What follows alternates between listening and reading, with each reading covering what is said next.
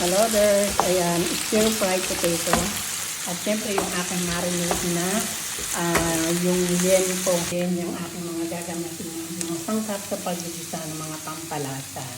Set aside ko muna itong potato o patatas. Una yung pagkaprito. Tender juicy hotdog na galing Pilipinas yan. Nagprito din ako. Itong isa ay aking papapakin. Lalagay itong karne o liempo ng baboy. Haluin lang mabuti o mikos-mikos mabuti hanggang sa mag-brown yung karne.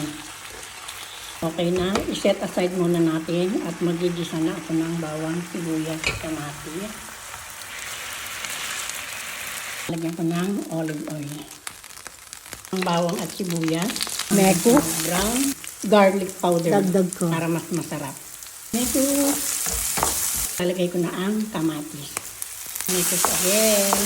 Mix na mabuti yung lasa pag nilagay yung karne ng pizza. Mekos na mabuti para mix together.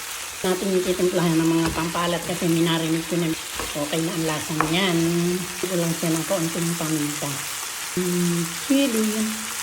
Again, mekos muna.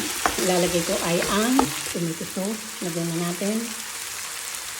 Siya ng banana ketchup. Mekos natin. Nilagay natin muna ang sangkap na pampasarap.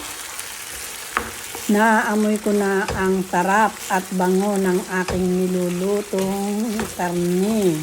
Ilagay muna natin yung hotdog bago lagyan ng sabaw. Pero kaunti lang, palalambutin lang natin yung karne. Sinir-fry na patatas. Mamaya yun, pag medyo kakaunti na ang sabaw ng karne. Na natin. Pinakulaan ko lang siya ng 2 minutes. Yan, ihulog na natin yung patatas. Gusto natin. Halong mabuti. At hayaan natin kumulo ng 2 minutes pa. iset aside ko lang muna at Stir fried muna ng carrot. ito lang muna natin para lumambot agad. Yan din yan natin ang atay. Yan yung bell pepper. I-set aside muna natin itong carrot.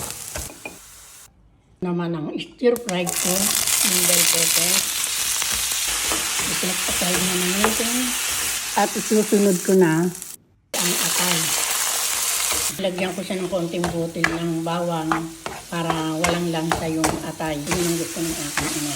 Atay tostado. At sunod naman, ginitang carrot at saka bell pepper. Mga sangkap kayo na natin dito sa... Wow!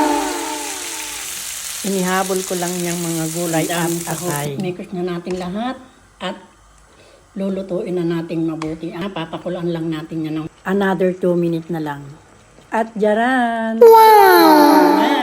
Ready to serve na ang aking special menudo. Thank you for watching. Bye!